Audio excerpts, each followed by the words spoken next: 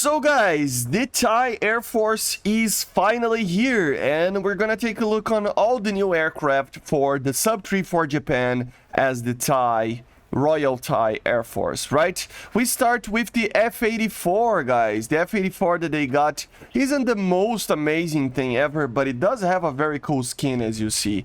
It is pretty much a normal F-84G, you know, it doesn't have anything too different from it.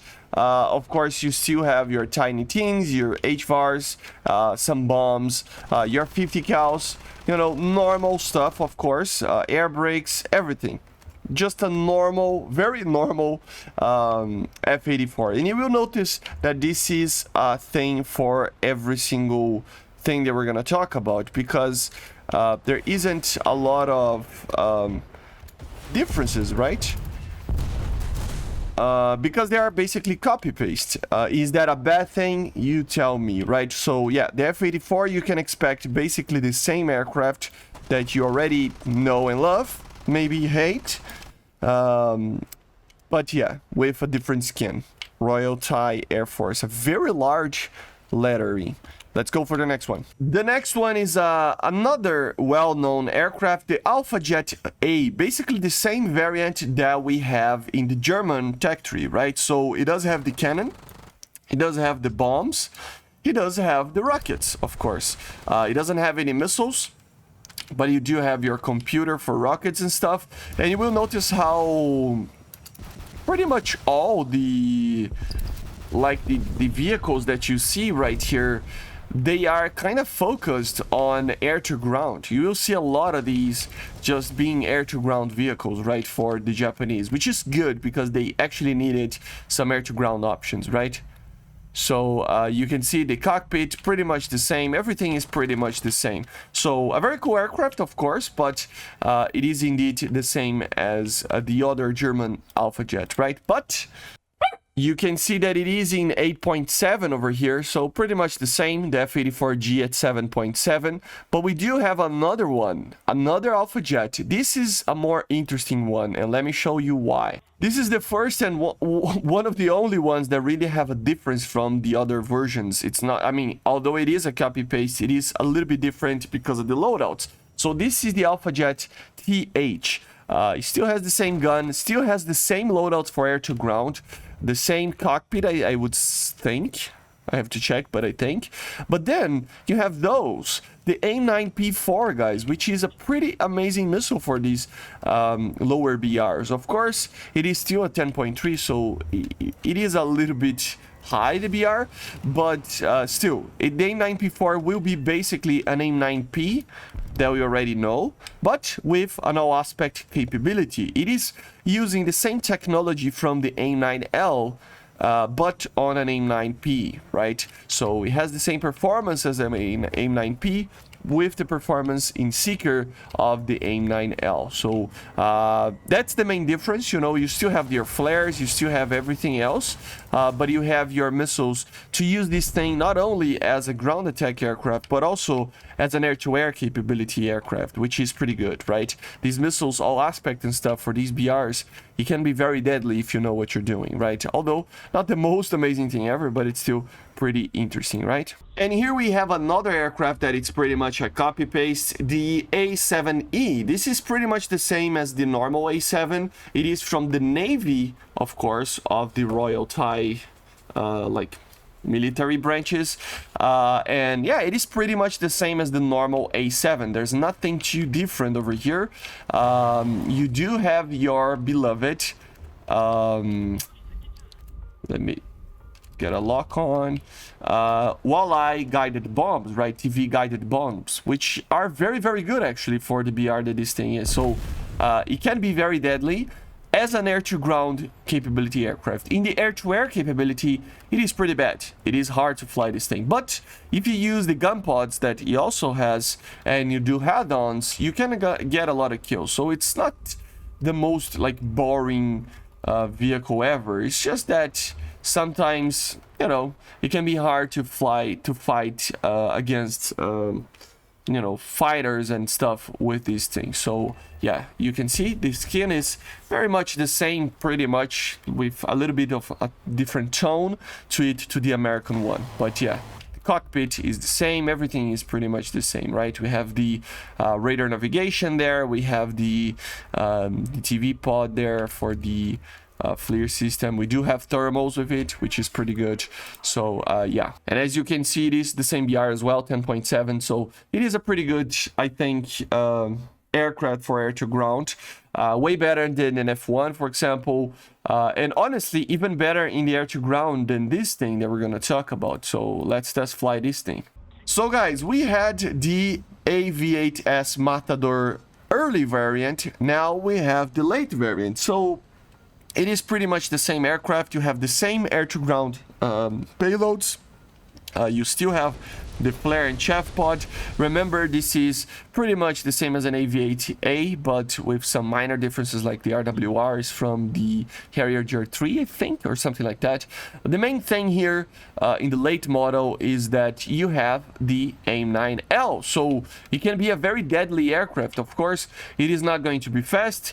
Maybe it doesn't turn as well as you might think, but it is still able to do some dogfights. Still has the AIDENs with a very cool sound, and you have the AIM-9s, right? But not normal AIM-9s, AIM-9Ls. So, and you can even carry 4 of them, basically becoming a very advanced Harrier for the time. It's kind of funny because it has a higher BR than the A7 and it comes afterwards, but it is a worse aircraft for air to ground. It is a better aircraft for air to air. So yeah, although it is after that A7, it is still worse on the terms of air to ground. I will even check if the BR for air to ground is the same. Let me just try to get this kill. As you see, all aspect capability, AIM-9Ls, you know, pretty good missiles. So as you see, he does have like the same BR in ground battles, 10.7. But I still believe the A7 is better. The performance and the defense capability of the AV8 will be better. But see, like, it doesn't carry a lot of things, right? It just carries non-guided stuff. So the A7 is definitely a better option for you because of the walleyes, but still. And then we go for another F5, guys. But this is the F5A. You can see the silhouette, the Coke bottle in the middle of the aircraft. You can clearly see an F5A over here, which is pretty much the same as other F5As that we see in the game, but this one has the same capabilities. It has the capability of using bullpups, non-guided bombs and rockets, of course. It has the same guns and everything. And it uses the AIM-9E, doesn't use the AIM-9P or anything like that, so it is very similar to the ones in the American, like, event tech tree, like there, right? So still has the flares and stuff, so it's just a normal F5A freedom fighter, basically a copy-paste with a different skin, which is alright, I guess. They needed to add this version anyway, right? If they wanted to add a sub 3.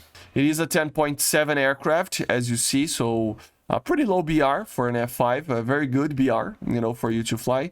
And then we have the TSU, guys, the CSU, sorry, the F5T SCU. It's not the TSU, TCU, sorry.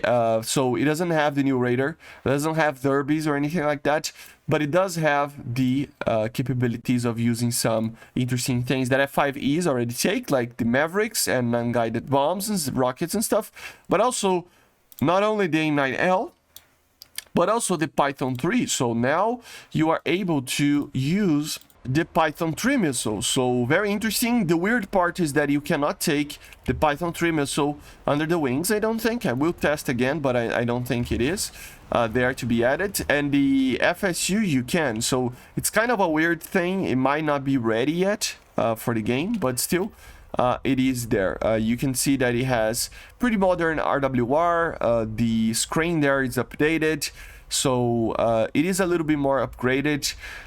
The funny part, like I said, is that the FSU, which is the FCU, I think it's called, right? But doesn't matter. The F5 that it's Squadron, it is an earlier model of the F5, the FSU. This is the first capability upgrade. This is the second capability upgrade. They are in the same BR, but as you can see, you cannot take the Python in this middle here. So I don't think this aircraft is ready yet. And if I'm not mistaken, I'm gonna test it out, the cockpit of this thing, but I have a feeling that the cockpit is a little bit more modernized. Let me check if it's the same. The TCU is going to be the best one. No, this is the old one, yeah. So yeah, it's a little bit more upgraded on the cockpit, the HUD, the MFDs there and stuff. But the TCU is where everything gets fun. So hopefully they add it. I was actually hoping that instead of adding the F-16A over here, just add the TCU. It would be a Derby launcher and like Python 4 launcher, M9Ms and stuff for that aircraft, right?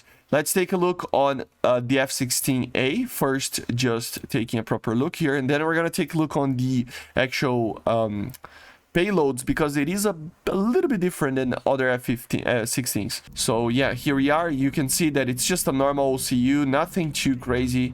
The skin is very much the same as the American ones with the flags and stuff. You still have your external fuel tanks. You can take your AIM-120s, of course, and then you can take the Python 3s as well. So it's a cool combination, but don't you worry, this thing also carries the AIM-9M. I'm just showing that it can carry the Python 3, but it can carry the AIM-9M as well. It will probably be the best option that you can use. Oh my god, this is an UFO fly model as always, and it missed. But yeah, so very, very similar to other like late model F-15As, so it's basically a Block 15 with some other changes here and there, nothing too crazy. The radar has the TWS, so it's a pretty modern radar. It's pretty much an MLU, kinda.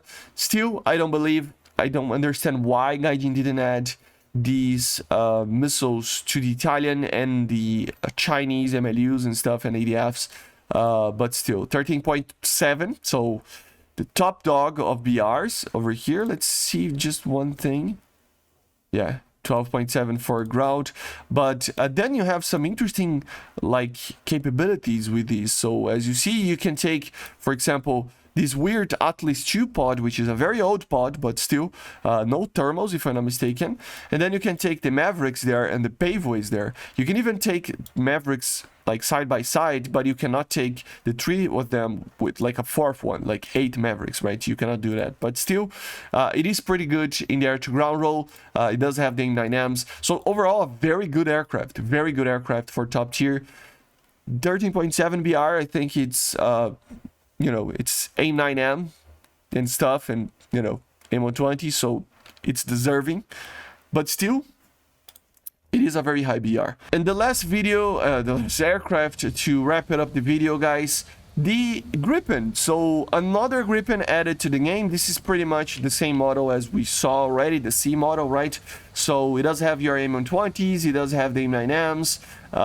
Yeah, it has the skin, it has the same capabilities, same loadouts, same cockpit as you see, updated cockpit. Very cool cockpit, by the way. So it's overall just a very, very normal Gripen. Nothing to talk about it here. It is going to help Japan in its top tier. I find it very weird that they are adding this, but still, I guess it's okay. I was just hoping that they added the F2, the Mitsubishi, right? But still, at least the Gripen will help. So a lot of copy-paste, guys. There are some interesting things, but in general, a lot of copy-paste, which was expected, of course. That's why I don't think this video will even get too many views, just because people know it's copy-paste. But I wanted to show to you guys anyway, right? So I see you guys on the next one. Make sure to subscribe, leave a like, leave a comment, and let me know in the comments what you think about these sub-3 for the Thai Air Force and Navy in the Japanese Tech tree. See ya, guys. Bye.